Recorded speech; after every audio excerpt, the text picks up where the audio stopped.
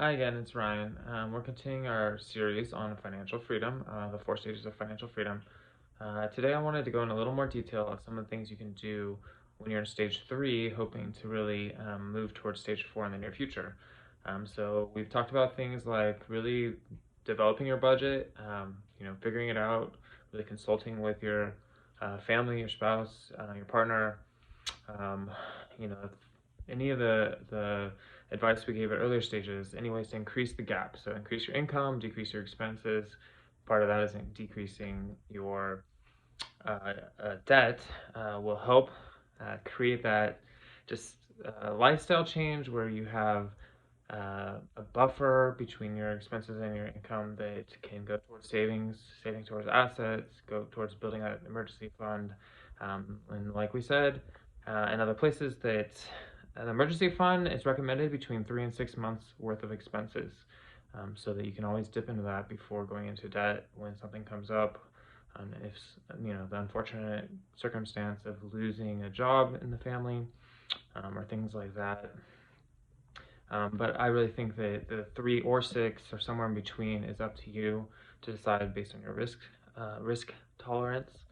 Um, yeah, but the debt consolidation stuff that we talked about in the past, you can continue to do that. Build up this emergency fund.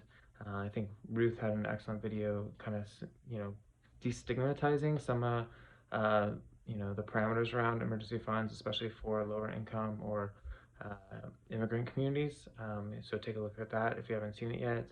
And then, yeah, just, maybe this is a good time to really make sure your credit is right where you want it to be. The best thing to do for credit is to keep paying on time.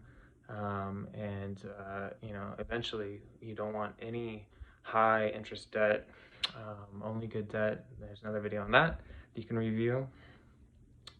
Um, but uh, but some of us might need to really go to credit repair experts. I have a couple that I can recommend your way. So DM me if that's something that interests you.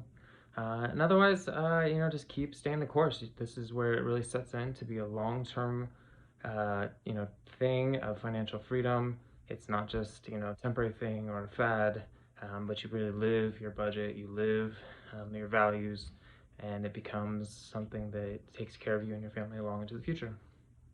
Let me know any questions you have, or other advice you have for the rest of us out here.